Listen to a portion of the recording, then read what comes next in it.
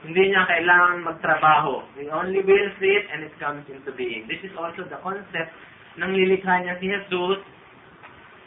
According to the narration of the Bible, and the Holy Spirit come upon Mary. Paano lumukod daw si Mary? Lumukod daw ang Holy Spirit kay Mary. Nilimliman si Mary. Paano nilimliman? Patulad ng asawa sa kanyang asawa, kung gusto nilang mag-sexual intercourse, ganun ba? Of course, we do not milk it. Pero according to the narration of the Bible, nilimliman ng Holy Spirit si Mary. Nilukuban. Paano? Kung mag-i-imagine tayo, parang pumatong eh. Parang pumatong. Pero hindi natin ibig sabihin ganun nga, dahil virgin nga si Mary. Pero the language na ginamit sa Bible, nilukuban, nilimliman parang sisiw. Nilimliman ng inahin ng itlog para makisa, ganun ba? Sa Quran, nung nilikha ng Allah si Jesus, peace be upon him, sabi lang niya, be. Mangyari nga, at nagkaroon ng, si Jesus Christ, nasa sinapupunan ni Maria. Just easy as that. This is our concept of Allah, subhanahu wa ta'ala. So, babasa ulit tayo dito sa Bible para mapasanayan natin, this is the book without doubt. Walang pagdududa. Sabi dito sa Genesis 3, verse 8. At narinig nila ang tinig ng Panginoon Diyos. Sino nakarinig? Si Adan at si Eva. Na lumalakad sa halamanan na kulimlim ng araw at nagtago ang lalaki at ang kaniyang asawa, meaning si Eva, sa harapan ng Panginoon Diyos sa pagitan ng mga punong kahoy sa halaman, at tinawag ng Panginoon Diyos ang lalaki at siya'y sinabi, saan ka naroon? This is again the concept ng mga Christian about God. Ang sinasabi dito, at nadinig ni Adan, nung nagkasala sila sa paraiso, nakadama sila ng kahihiyan, naghubatan sila, nagbihis sila ng mga dahon ng mga higera, ng oliba. At tapos nadinig ni Adan na lumalakad ang Diyos. Ako din dito, natinig niya walking on his footsteps. So nagbibigay na naman ito ng teorya na ang Diyos ay katulad nating tao. Maaring sa isang malaking higante, hindi natin alam. Hindi yan ang concept natin ng God. Kasi ang God natin, we don't know if kung halimbawa gusto niyang makita immediately si Adam, he knows. Alam niya kagad, where is Adam? Hindi na kailangan siya lumakad at lumapit pa kay Adan.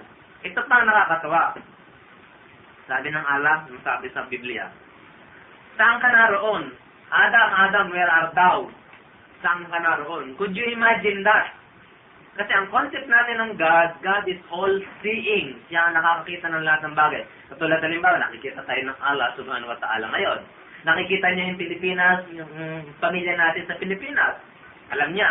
Kung meron tayong kamag-anak sa Amerika, nakikita din ng Allah. He all-seeing. Siya ang nakakakita ng lahat ng bagay. Kung meron nakatago dito sa ating dibdib, no? At saka meron tayong iniisip na masama o mabuti, alam din ng Allah. He all-seeing, the all-hearing. Itong concept nila, Adam, where are thou? Saan ka naroon? Hindi alam ng God, subhanahu wa ta'ala, kung nasaan si Adam. So sa makatwid, ang God nila, ang concept ng God nila is limited. Katulad nating tao. Hindi pwede mamulos yung mata natin, hindi ko makita ngayon ng moth. Paano lumalabas? Pinalalabas nila, ang God nila, where are thou? Saan ka naroon? Hindi alam. This is again a wrong concept of God. For us Muslim, hindi natin matatanggap yung mga ganitong narration. Kasi lumalakad siya na katulad ng tao. Maaring hindi natin alam. We cannot imagine how it is narrated. Where art thou? Ginawang katawa-tawa ang Diyos. Hindi niya alam. Ngayon, basahin natin ang sinasabi ng Quran tungkol sa ating Allah subhanahu wa ta'ala. Dito sa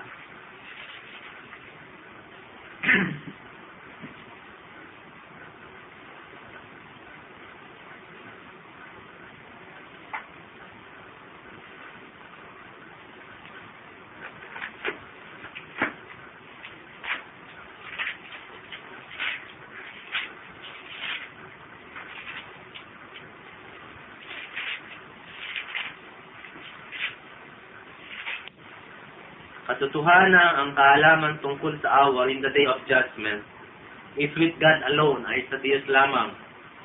It is He who sends down rain, and He who knows what is in the womb, nor does anyone know what it is that He will earn on the morrow, Nor does anyone know in what land he is to die. Verily with God is full knowledge, and He is acquainted with all things. This is our concept of God. Isahin natin.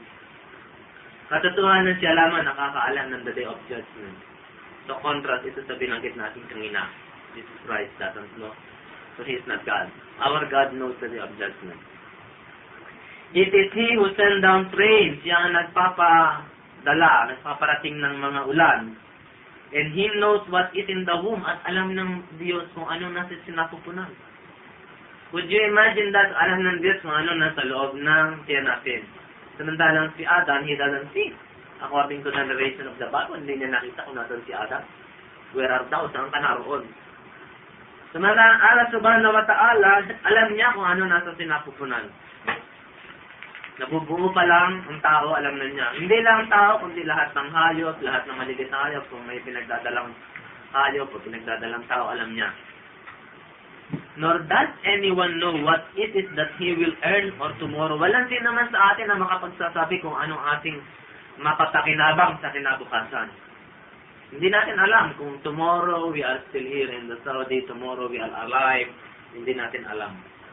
God ang nakakaalam. Kung ano mangyayari sa ating bukas, alam ng Diyos. Kung ano mangyayari sa ating bukas. He knows what will happen. In future, alam na niya. Samantalang dito sa Bible, hindi niya nakita si Adam. Where art thou? Saan ka naroon? Nor does anyone know in what land he is to die. At wala makapagsasabi sa atin kung saan siyang lugar mamamatay. Hindi natin alam kung saan mamamatay tayo sa sakit, kung sa Saudi, kung sa Pilipinas, kung sa aksidente, kung sa aeroplano, kung sa dagat. Hindi natin alam kung saan tayo aabutin ng kamatayan. Hindi niya alam. But God knows. Alam niya. So it's much more than na sinasabi dito na hindi niya nakita. God is all-knowing, God is all-seeing. Verily with God is full. Siyang may tapat na kaalaman, and He is acquainted with all things. At batid niyang lahat ang mga bagay. So this is our concept of God.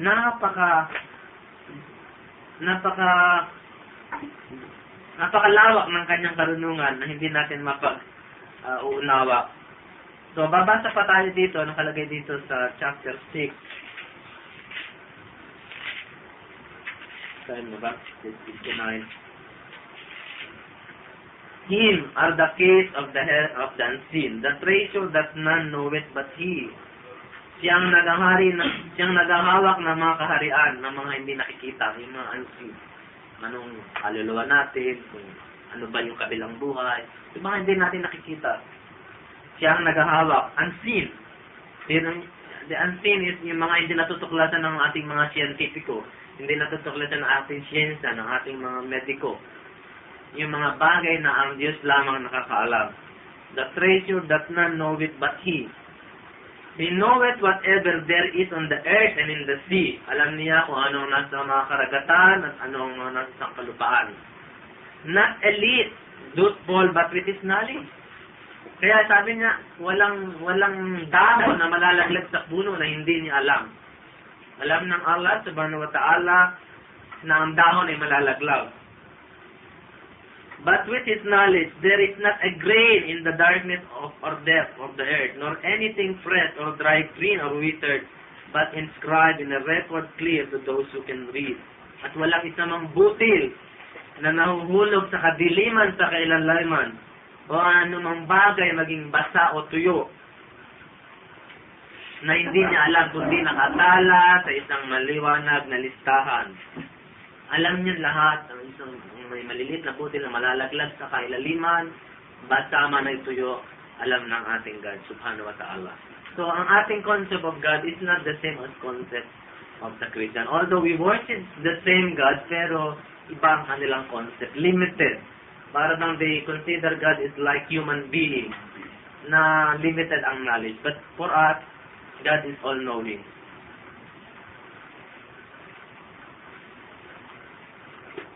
Kung matatapos nito, susunod na mga meeting natin, babasahin natin yung second part of the Kalima, yung tinatawag na Muhammad Rasulullah. Bakit dapat tayo maniwala na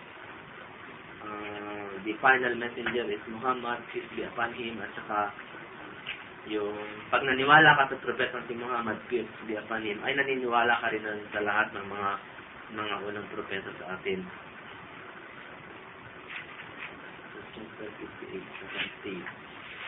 Kasi meron mga nagsasabi ng gano'n, sabi nila naniniwala daw ang Muslim sa lahat ng propeta. Pero bakit na sinasabi natin Muhammad Rasulullah? Bakit hindi Moses, Jesus, Muhammad Rasulullah, Rasulun? Bakit hindi gano'n? I-discuss din natin yan kasi yan ang ating kalimat. So dito sa chapter 58, verse 17,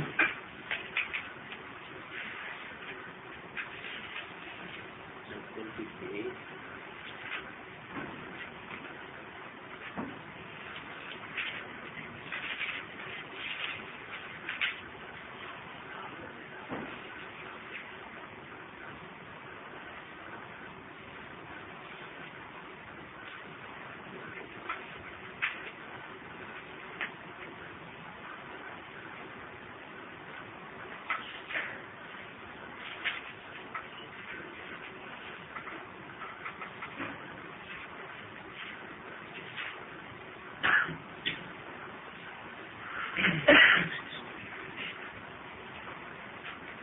and whether you hide your word or publish it, he certainly has full knowledge of the secret of all hearts. Kahit na raw tayo, ang binabanggit ito ng Allah subhanahu wa ta'ala, kahit na raw itago natin ang ating mga salita, o kaya isulat natin, he certainly has full knowledge of the secrets of our hearts. Alam niya ang lahat ng sikreto ng ating puso, lahat ng iniisip natin, lahat ng nadarama natin, alam ng God, subhanahu wa ta'ala. Pero halimbawa, mayroon magsasabi na hindi naman siguro ako makaparusahan ng God, hindi niya ako mabibigyan ng judgment sapagkat hindi ko naman ginagawa. Yun ba nakikita ng mata ng tao? Iniisip mo pa lang, kahit hindi mo ginawa ang isang bad thing, Allah knows. And whether you hide your word or publish it, he certainly has full knowledge of the secrets of all hearts. Lahat. Alam niya lahat kung ano natin puso, kung ano natin nasa ating isipan. Should he not know he that created, and he is the one that understands the finest mysteries, and is well acquainted with them? Hindi ba ganiya alam ang kanyang nilikha? And he is the one that understands the finest mysteries, and is well acquainted with them. At siyang nakakaunawa ng anumang pinakamapinong kahiwagaan, at alam niyang lahat ng bagay. Mayroong mga Kristiyan na nagsasabi na ang paniwala nila, Jesus Christ is God, not only a prophet, kasi sa atin prophet. Kasi ang sabi nila, pinakamaganda raw regalo o gift ng Diyos si Jesus Christ kasi ang Diyos daw ay nagkatawan tao upang mamuhay at makilala ang mga kahinaan o mga nadarama ng tao. Kaya sabi nila, ang Diyos nagkatawan tao sa pamamagitan ni Kristo. So sabi, maganda raw yan kasi nadamaan niya ng Diyos kung anong dinaranas ng tao. Halimbawa, nagagalit tayo, natutulog, natutuwa, umiibig, ano yung mga kahinaan natin, nagkakasala tayo, gumagawa tayo ng kabutihan. So nagkatawan tao ang Diyos upang madama raw niya ang dinaraman ng tao. Katulad halimbawa ng argumento nila, sabi nila, katulad din yan daw ng argumento na tayo, hindi natin mauunawaan ng isang langgam. Kung tayo ay magsasalanggam, maunawaan natin ang isang langgam. So, ang Diyos daw ay nagkatawang tao upang maunawaan niya ang isang tao. This is a logical na hindi natin tinatanggap. Kasi sabi nga ng Allah, did He not know what He created? Alam niya. Halimbawa tayo, kung hindi tayo magsalanggam, hindi natin maunawaan ng langgam. Fine. Tinatanggap natin yan. Sapagkat tayo, isang tao, hindi natin dala ang kapangyarihan. So, hindi natin maunawaan ng langgam. Pero yung sinasabi nila na ang Allah nagkatawan tao upang maunawaan ng tao, hindi natin tinatanggap. Bakit? Sapagkat ang Allah ang lumikha ng tao. Alam niya na ang kanyang nilikha, kung ano ang nasa loob ng tao, kung ano ang damdamin ng tao, kung ano ang komposisyon ng tao. Bakit kailangan pang magsatao ng Allah upang maunawaan niya ang tao? Siya ang lumikha. Siyang lumikha. Kaya yung logic nila na sinasabi, we do not accept, and this is illogical. Kung tayo tao na magsalanggam, tama. Dahil iba tayo, hindi naman tayo lumikha ng langgam. Hindi rin tayo nilikha ng langgam, tayo different creation. But Allah subhanahu wa ta'ala, siya ang lumikha ng tao. Kaya upang madangan niya ang magiging tao, hindi na siya kailangang magsakatawang tao. Sapagkat siyang lumikha, alam niya ang lahat ng bagay. Yan ang sinasabi sa atin ng Allah subhanahu wa ta'ala. At dapat, yan ang ating thought. Hindi tayo dapat maliin. Kung may magsasabi tayo minsan, yung mga bagong Muslim, meron mga period tayo ng mga faith. Minsan nagaganyan-ganyan ang faith natin. Minsan uuwi tayo sa Pilipinas, may makakausap tayo, napunta ka lang sa Saudi, na iba ng paniniwala mo, halika, tulong kita, ganito, ganito. Maaring mahulog pa tayo. Mahulog pa tayo. Ngayon, kung alam natin kung ano ang Quran, kung ano ang kanilang kasulatan, gagamitin natin ang isipan natin. And Allah is the only one na makakapagligtas sa atin. Kaya lagi tayong humihingi ng patnubay in everything na ginagawa natin. Bismillahirrahmanirrahim. In the name of Allah, most gracious, most merciful. Lahat ng bagay. Bago kayo magsimulang matulog, bago kayo magsimulang mag-drive, bago kayo magsimulang kumain, kahit pupunta lang kayo sa toilet, you say Bismillahirrahmanirrahim. In lahat ng bagay na gagawin natin, kahit pupunta kayo sa iyong asawa para makipagsalik, Bismillahirrahmanirrahim.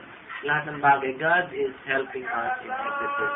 Hindi tayo humihingi na ibang patnubay, maliban sa Kanya. And for that reason, yung paniniwala lang natin na si Allah is one and only, He has no partner, He has no associate. This we could attain na God will forgive us. Pero yung maniwala tayo na there is another God but Allah, at meron siyang partner, at meron siyang kasama, God will not forgive the sin. Ito lang ang kasalanan na hindi tatanggapin ng Allah, hindi niya patatawarin. Ito ang kasalanan na hindi patatawarin. Kaya tayong lahat humihingi tayo ng patnubay sa Kanya. Wa akhir dawana alhamdulillahi rabbil alamin. Punta na tayo sa mo.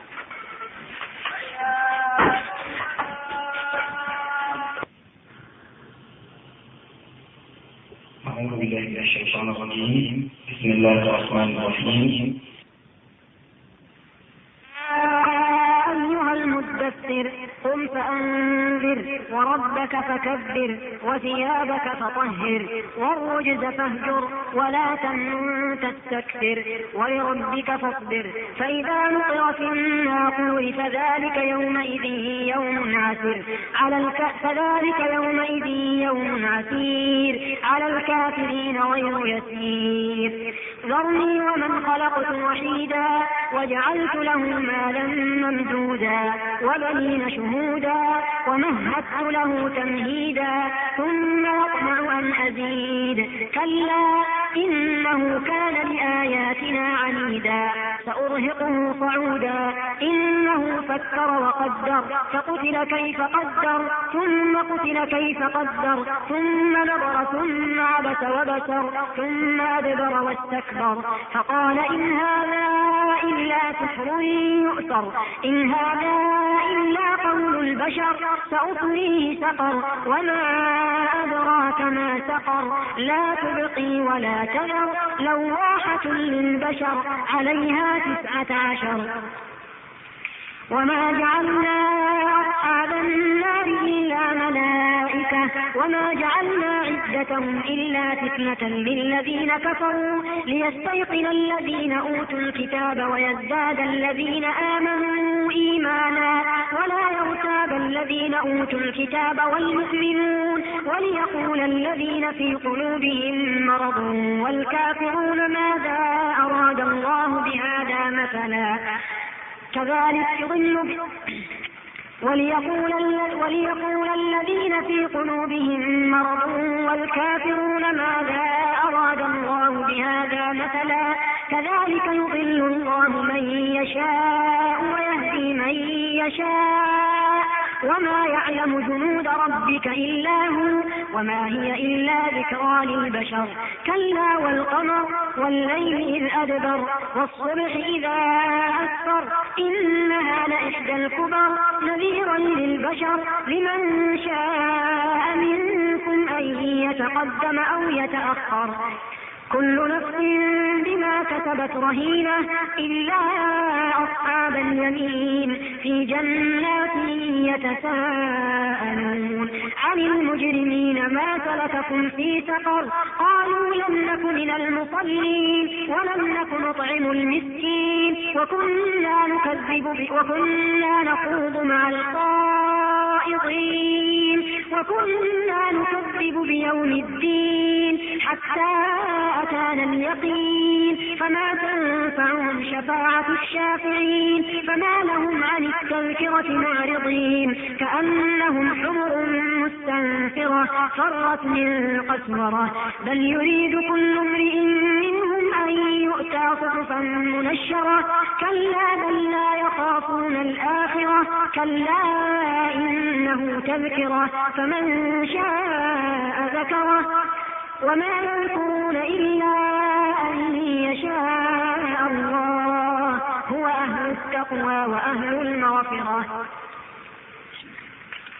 لا أقسم بيوم القيامة ولا أقسم بالنفس اللوامة أيحسب الإنسان أن لن نجمع عظامه بلى قادرين على أن نسوي بنانه بل يريد الإنسان ليفجر أمامه يسأل أيان يوم القيامة فإذا برق البصر وخسف القمر وجمع الشمس والقمر يقول الإنسان يومئذ أين المفر كلا لا وزر إلى ربك يومئذ المستقر ينبأ الإنسان يومئذ بما قدم وأخر بل الإنسان على نفسه بصيرة ولو ألقى معاذيره لا تحرك به لسانك لتعجل به إن علينا جمعه وقرآنه فإذا قرأناه فاتبع قرآنه ثم إن علينا بيانه كلا بل تحبون العاجلة وتذرون الآخرة وجوه يومئذ ناظرة إلى ربها ناظرة ووجوه يومئذ باسرة تظن أن يفعل بها فاقرة كلا إذا بلغت التراقي وقيل من راق وظن أنه الفراق والتفت الساق بالساق إلى ربك يومئذ المساق فلا صدق ولا صلى ولكن كذب وتولى ثم ذهب إلى أهله يتمطى أولى لك فأولى ثم أولى لك فأولى أيحسب الإنسان أن يترك سدى ألم يك نطفة من مني يمنى ثم كان علقة فخلق فسوى فجعل منه الزوجين الذكر والأنثى أليس ذلك بقادر على أن يحيي الموتى هل أتى على الإنسان حين من الدهر لم يكن شيئا مذكورا إنا خلقنا الإنسان من نطفة أمشاج نبتليه فجعلناه سميعا بصيرا إنا هديناه السبيل إما شاكرا وإما كفورا إنا أعتدنا للكافرين سلاسل وأغلالا وسعيرا إن الأبرار يشربون من كأس كان مزاجها كافورا عينا يشرب بها عباد الله يفجرونها تفجيرا يوفون بالنذر ويخافون يوما كان شره مستطيرا ويطعمون الطعام على حبه مسكينا ويتيما وأسيرا إنما نطعمكم لوجه الله لا نريد منكم جزاء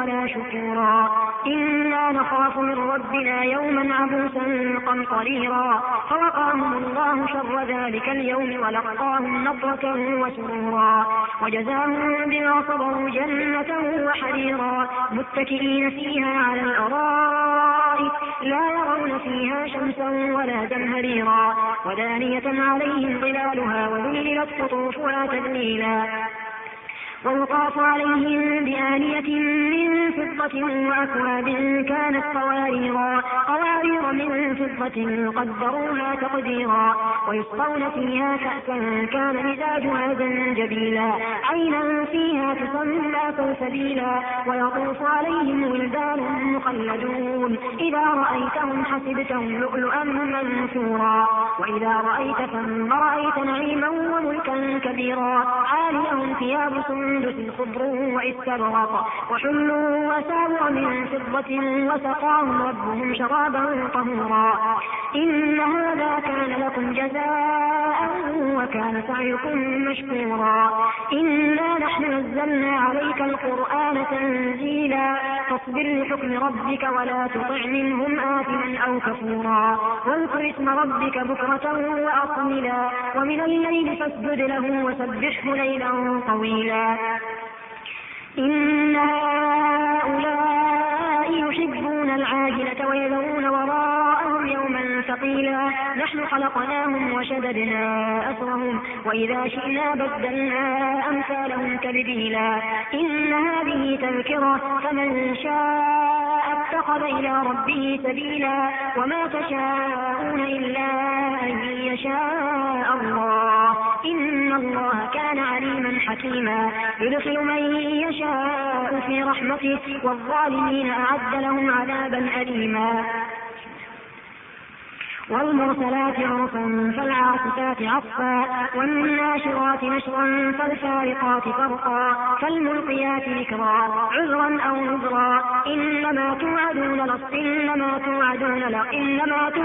لصادق إنما توعدون لواقع فإذا النجوم طمست وإذا السماء فرجت وإذا الجبال نسفت وإذا الرسل أقتت لأي يوم أجلت ليوم الفصل وما أدراك ما يوم الفصل ويل يومئذ للمكذبين ألم نهلك الأولين ثم نتبعهم الآخرين كذلك نفعل بالمجرمين ويل يومئذ للمكذبين ألم نخلقكم من ماء مهين فجعلناه في قرار مكين إلى قدر معلوم فقدرنا فنعم القادرون ويل يومئذ للمكذبين ألم نجعل الأرض كفاتا أحياء وأمواتا وجعلنا فيها رواسي شامخات وأسقيناكم ماء فراتا ويل يومئذ للمكذبين انطلقوا إلى ما كنتم به تكذبون انطلقوا إلى ظل ذي 3 شعب لا ظليل ولا يغني من اللهب إنها ترمي بشرر كالقصر كأنه جمالة صفر ويل يومئذ للمكذبين هذا يوم لا ينطقون ولا يؤذن لهم فيعتذرون ويل يومئذ للمكذبين فإن كان لكم هذا يوم الفصل جمعناكم والأولين فإن كان لكم كيد فكيدون ويل يومئذ للمكذبين إن المتقين في ظلال وعيون وفواكه مما يشتهون كلوا واشربوا هنيئا بما كنتم تعملون إنا كذلك نجزي المحسنين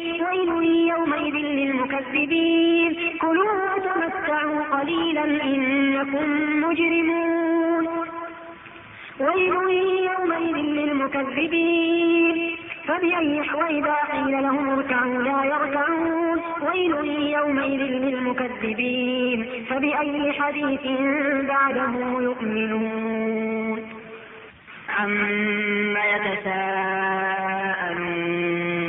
عن النبأ العظيم الذي هم فيه مختلفون كلا سيعلمون ثم كلا سيعلمون ألم نجعل الأرض مهادا والجبال أوتادا وخلقناكم أزواجا وجعلنا نومكم سباتا وجعلنا الليل لباسا وجعلنا النهار معاشا وبنينا فوقكم سبعا شدادا وجعلنا سراجا وهاجا وأنزلنا من المعصرات ماء ثجاجا لنخرج به حبا ونباتا وجنات ألفافا إن يوم الفصل كان ميقاتا يوم ينفق في الصور.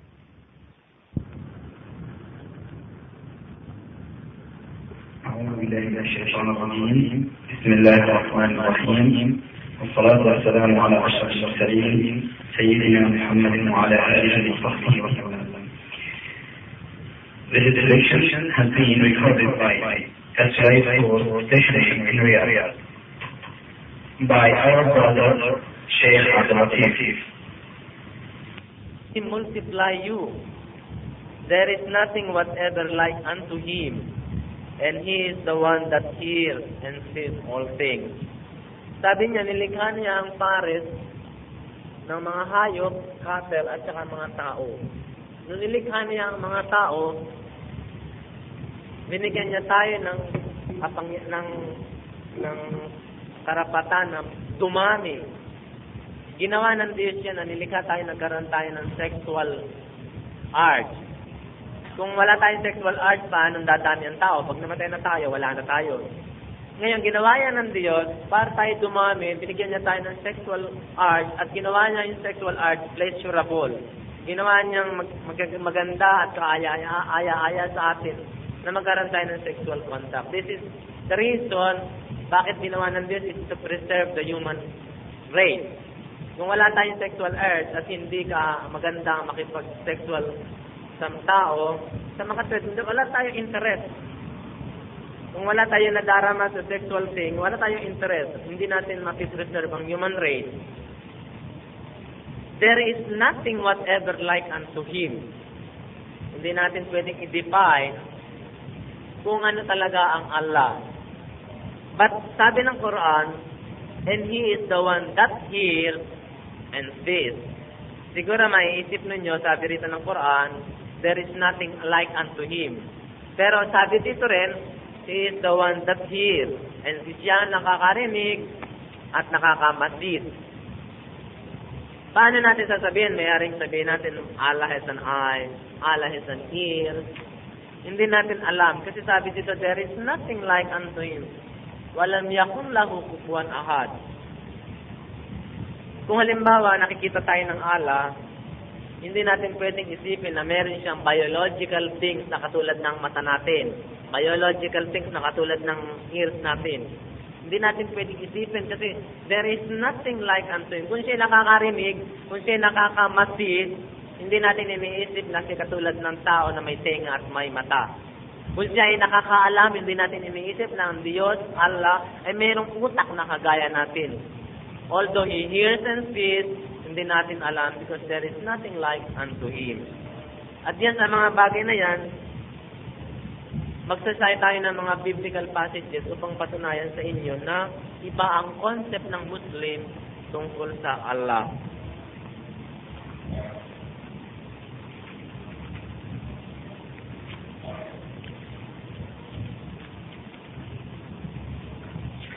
Ano pa sabi ng Allah?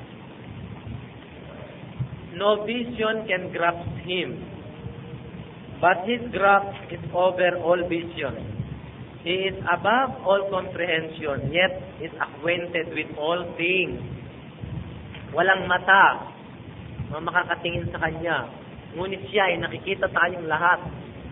So yung mata ng Allah, hindi katulad ng mata natin. Tayo nga kahit nakapikit, pwede tayong makakita by just imagining. Halimbawa, kung dikit tayong ganyan, by just imagining, makikita mo yung TV set. Makikita mo halos sa mata mo na nakikita mo sa isip mo. Pero ang God, hindi katulad ng mata natin because no vision can grasp Him. Walang matang nakakatingin sa Kanya. But His grasp is over all vision. Ngunit ang Kanyang mata, ang Kanyang paningin ay iba, nakikita niya lahat. He is above all comprehension, yet is acquainted with all things. Ang Kanyang kaalaman ay higit sa lahat ng kaalaman ng sino pa man. Nakikita niya whether open or secret, maging nakatago o nakalantad.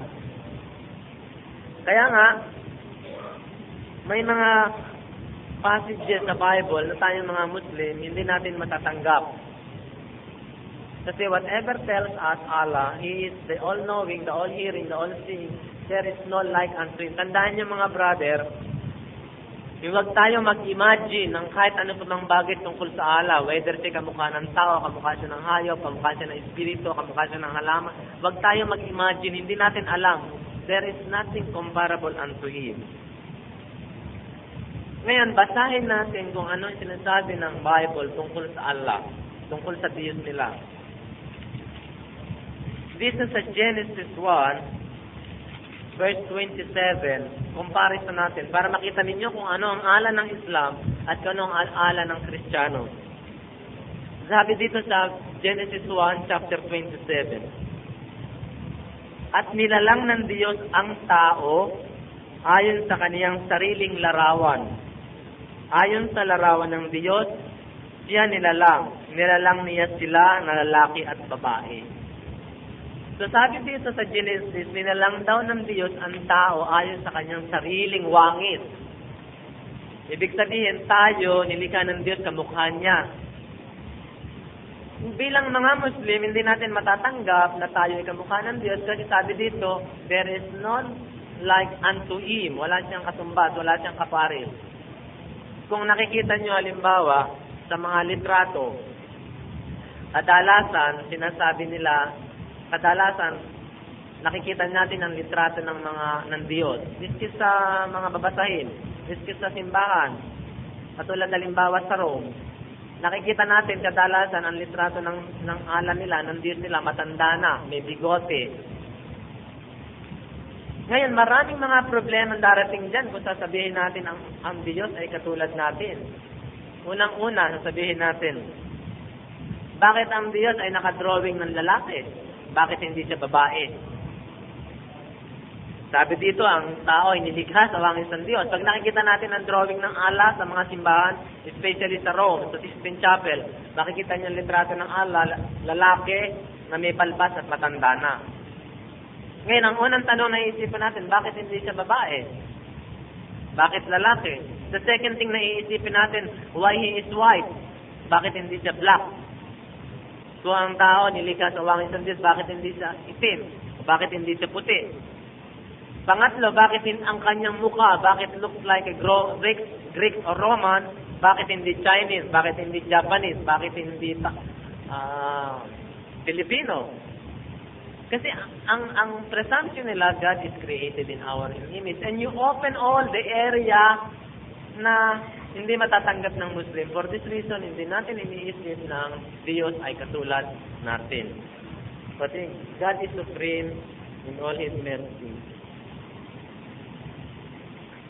Sama natin. So, yan ang biblical narration na tayong mga Muslim hindi natin matatanggap kasi God is nothing comparable unto Him.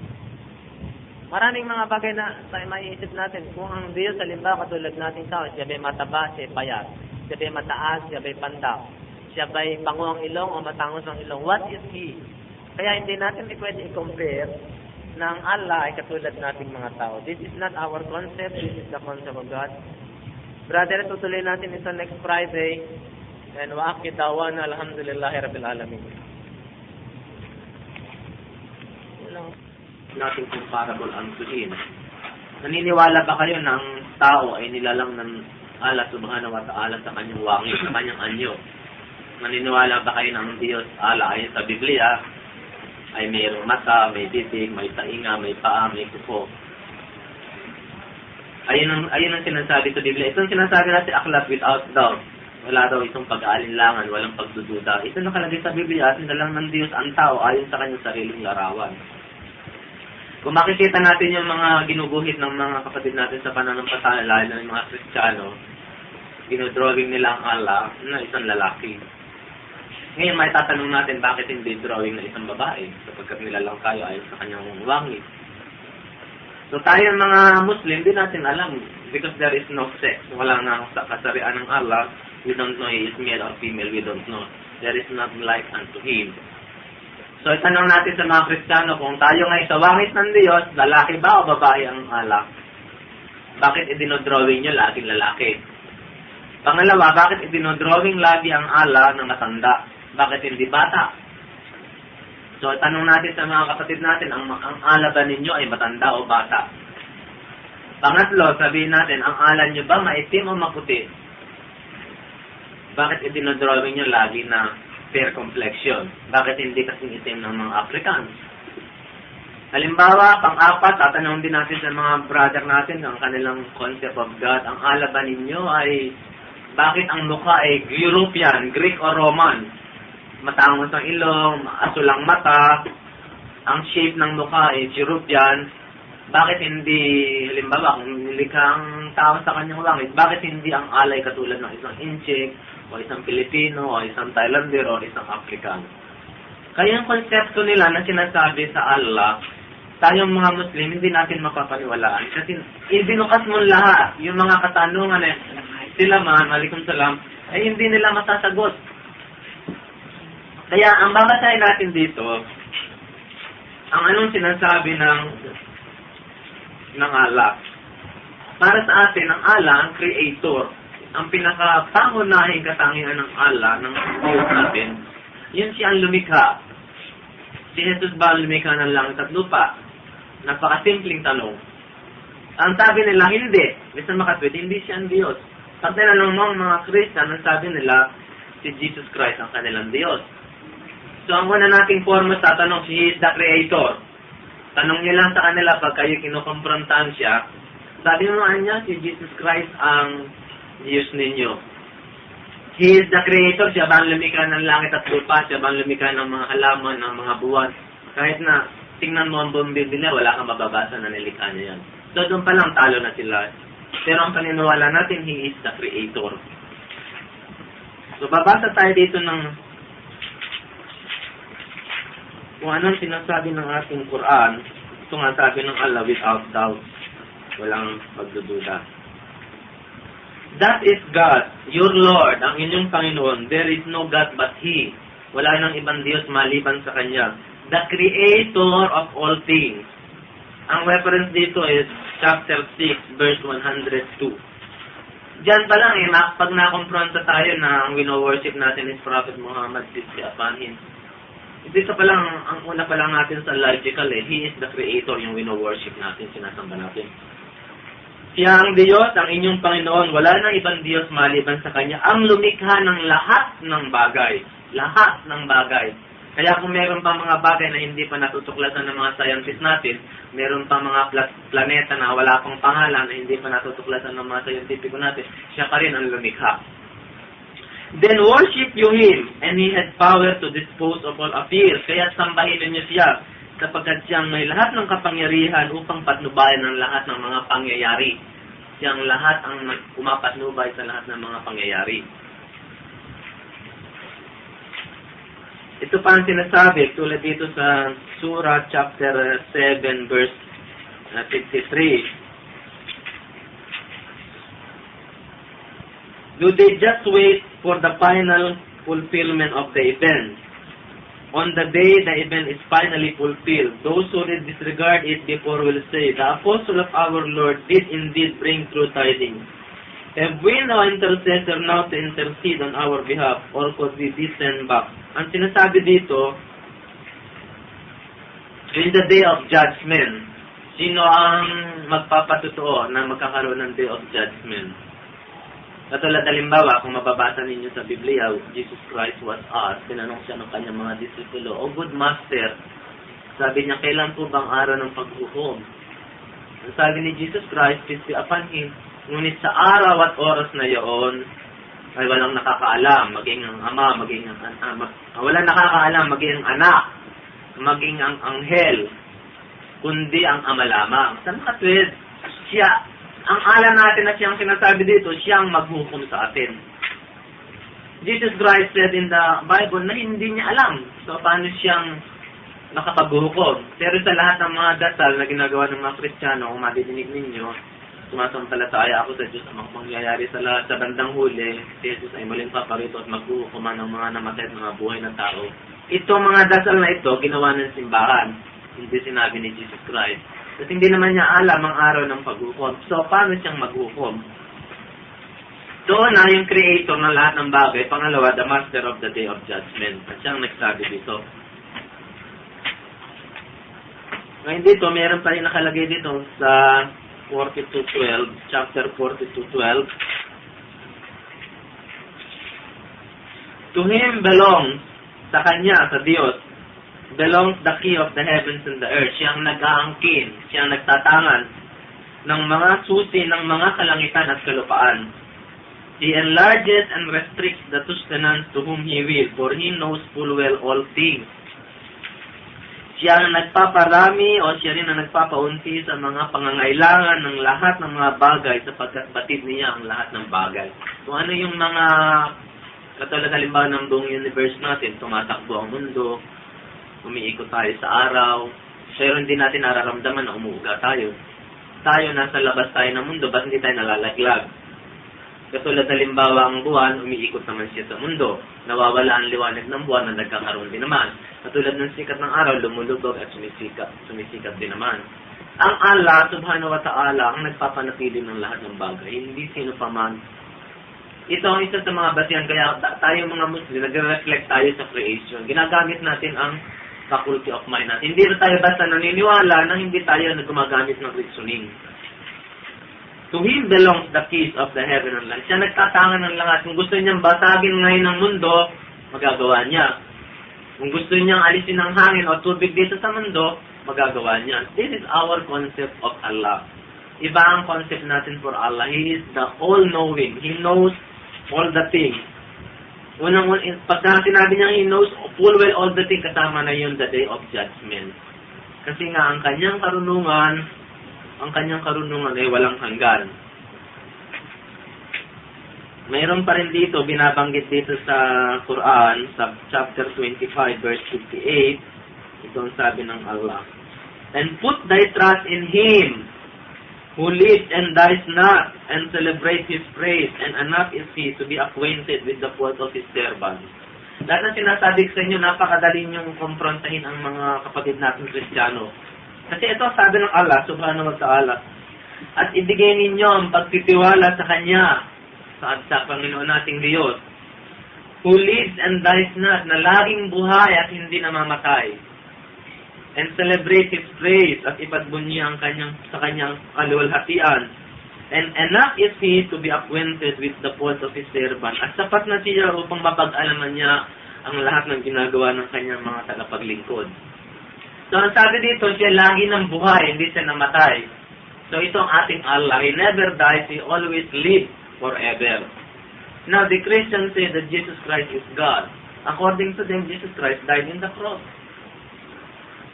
So, He is not God. Very simple, He is not God. Kung gagamitin natin ang ating logic of mind, hindi sa Diyos. Kasi kung halimbawa, namatay yung Diyos, according to the Christians, Jesus Christ is God. Namatay siya 3 days and 3 nights siya sa grave. So, sino ang nagbantay sa kalangitan? Sino nagbantay sa buong sangkalupaan? Buti nga hindi nalaglag ang mundo. Kung namatay ang Diyos, sino ang nagpanatili? Kasi siya ang creator, siya ang sustainer, siya ang cherisher. Very simple. Very simple. Hindi tayo masasabi natin ang ala natin is limited. He dies not. They said that Jesus Christ died. Katulad halimbawa, pagka Biyernes Santo, pagka tayo natatandaan nyo, kung maliliit tayo mga bata, Kuwaresma. Yung mga lolo-lola natin, sinisigilan tayo maglaro. Mag-anya kayong malikot, nangiling kayo anya, Biyernes Santo, patay ang Diyos. Patay ang Diyos, yan ang sinasabi ng matatanda. Patay ang Diyos. Would you believe na patay ang Diyos? Kung halimbawa, ikay gumawa ng masama, nagnawa ka, pumatay ka, patay pala ang Diyos. He never know. He never know, hindi niya alam. Patay ang Diyos eh. Wala sa likod. Wala ka. Kung halimbawa, may pumunta sa bahay mo, ginawa mo lahat ng masama, nanggahasa ka halimbawa, o ano pa man, ginawa mo. Di, ibig sabihin, Biyernes Santo, lahat ng tao mag-enjoy dahil itong araw na patay ang Diyos. Hindi niya alam. Di ba kasawa-tawa? Patay ang Diyos. So, we do not believe in dies, God dies not. So, ito ang sinasabi dyan sa Quran. Very simple. Alam natin yung mga logic natin, lagi tayong gumagamit ng faculty of mind. Hindi tayo biglang, kasi ang nangyari nga, we are programmed, nami-mislead tayo. Kaya sabi ng God, this is the book without doubt. Walang pag-alin lang. Kaya ito yung binabasa ko dito, talagang uma-appeal sa mind. Kaya dito sabi niya sa Surah chapter 28, verse 88, ito ang nakalagay. And call not beside God, at huwag na kayong tumawag pa o manalangin maliban sa Diyos, or another God, at sa iba pang Diyos. There is no God but He. Wala nang ibang Diyos maliban sa Kanya. Everything that exists will perish except His own faith. To Him belongs the command, and to Him will you all be brought back to life. Ang lahat ng bagay ay maglalaho maliban sa Kanyang kaluwalhatian. Yung sinasabi ng except His own faith, we do not translate it literally na faith, na katulad natin. Kasi sabi natin sa Quran, lahum yakun lahu kufuwan ahad, and there is none like unto Him. So hindi natin nasabihin na yung Kanyang mukha, katulad nating mga tao, mamimislet tayo doon. Kasi pag sinabi natin ang Diyos may bibig, maaring may bibig siya, may dila siya, nagsalita siya, nauhaw, uminom. Pag inom niya, pupunta siya sa toilet maya-maya. This is not our concept of God. Ang sinasabi dito yung except His own faith, yung Kanyang kaluwalhatian. Whatever His faith, hindi natin alam. To Him belongs the command, and to Him will you be brought back. Ang lahat ng pag-uutos ay sa Kanya. Kaya yung mga bagay na Kanyang nilikha, mga tinatawag din natin yung mga Muslim.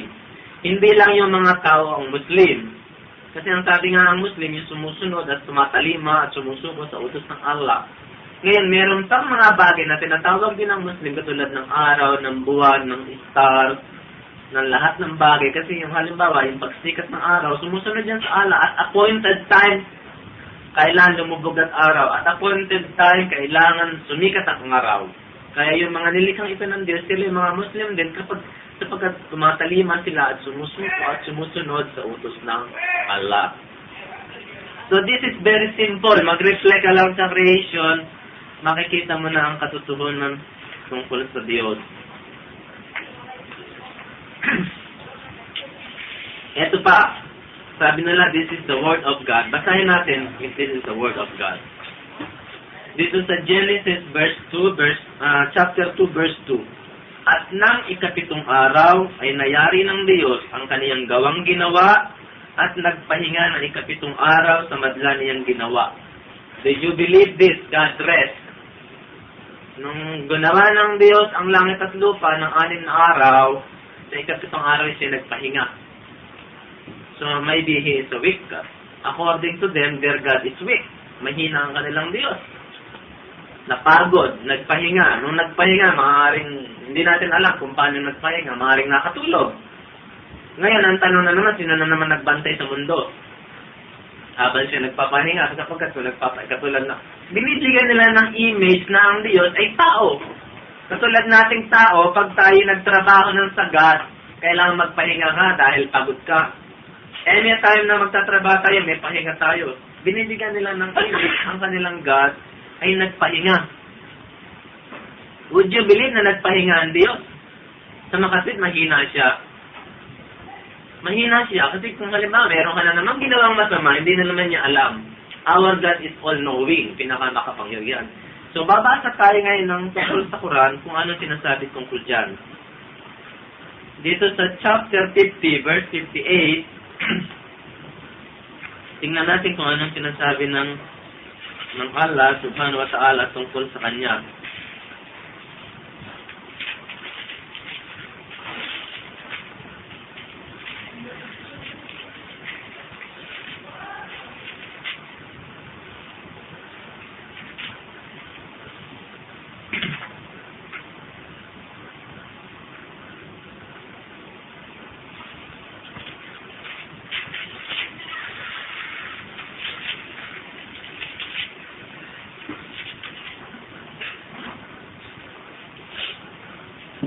Do they not travel through the earth and see? Ito in chapter 35, verse 44. What was the end of those before them, though they were superior to them in strength? Nor is God to be frustrated by anything, whatever in the heavens or on earth, For He is all-knowing, all-powerful. Siya ang nakakaalam at pinakamakapangyarihan, all-powerful. Hindi ba kayo naglalakbay sa kalangitan at nakikita ninyo ang mga naging katapusan ng mga nangauna sa atin? Though they were superior to them in strength, lahat yung halimbawa yung mga nangaunang taon na sila malalakas pero may katapusan. Tulad halimbawa ng mighty of Pharaohs sa panahon ng Prophet Moses. Nor is God to be frustrated by anything. Ang Diyos ay hindi manlulupaypay o hindi siya magkakaroon ng frustrated, nanghihina, magkakaroon siya ng kapaguran by anything. Kahit ano pa mang bagay, whatever in the heavens lagi ng plural, sa mga kalangitan or sa kalupaan. For He is all-knowing, all-powerful. For He is all-knowing, all-powerful. This is our concept of God. This is very logical. Very logical. He knows everything and He is all-powerful. Kaya hindi natin matatanggap na siya ay nagpahinga. Kasi dito rin sa Quran, mababasa din natin sa chapter Baqarah 225.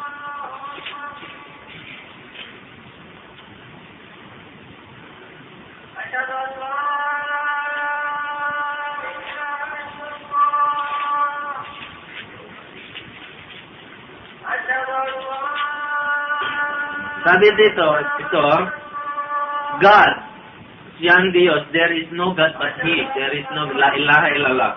The living, ang buhay. Kaya contrast na naman dun sa namatay, na ang God namatay.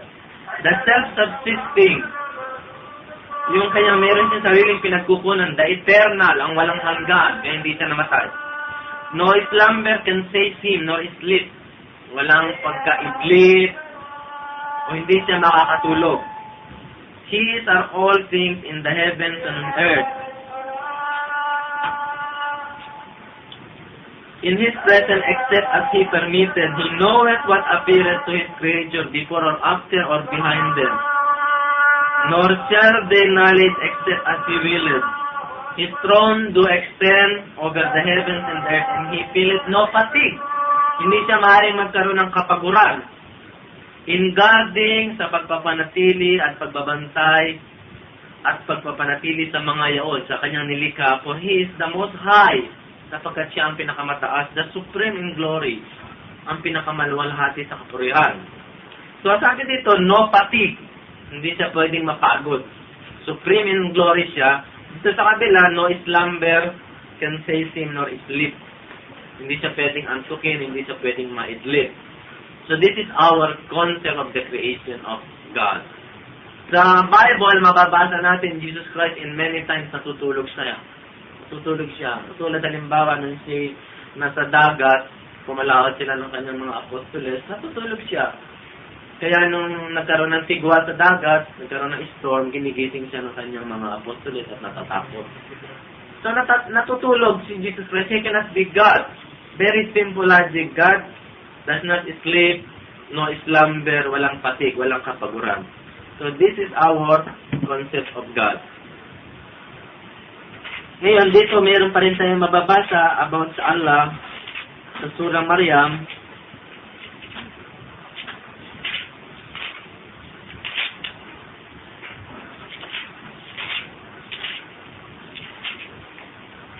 It is not befitting to the majesty of God that He should beget a son.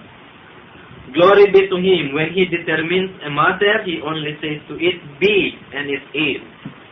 Hindi isang katumpakan na ibilang mo sa kapurihan ng Diyos na siya ay nagkaroon ng anak. Hindi isang katumpakan na sabihin natin ang Diyos ay nagkaroon ng isang anak. Glory be to Him. Luwalhatiin siya. When He determines a matter, He only says to it, be, and it is. Kung gusto niya gumawa ng anumang bagay, sinasabi lang niya, mangyari nga at mangyayari nga. Kasi ang the concept nila, ng Christian concept nila, pag gumagawa ang Diyos ng anumang bagay, katulad halimbawa, na nilikha niya ang tao, si Adan at si Eva, si Adan muna, kumuha muna ang Diyos ng lupa, dust, tapos minoldi ng Diyos siya, nilagyan ng korte, mata, tapos hiningahan niya ng kanyang espiritu, nagkaroon ng tao. So sa mga Israel, ang concept na nila, ang Diyos nagtatrabaho, kaya siguro napagod. Hindi naman, kumuha ka ng lupa. Ang Diyos lupa, tinubigan siguro, binolden niya, nilagay niya ng coffee, kasi napapagod na. This is the concept ng kanilang mga Christian. Ang sabi sa atin, when He determines a matter, He only say to it, be. Hindi na kailangan Diyos, halimbawa, nilikha niya ang star. Kailangan kumorte pa siya ng ganyan. Kumuha siya ng mga lupa o mga bato, taliwanagin niya. Kung gusto lumikha ng ala natin, yung iniisip lang niya, He only will and say be, mangyari nga at mangyari. Like not just a magic word. Kung may gusto sasabihin lang niya, be, mangyari. Hindi, naturally, God is not, is our all powerful. Hindi niya kailangan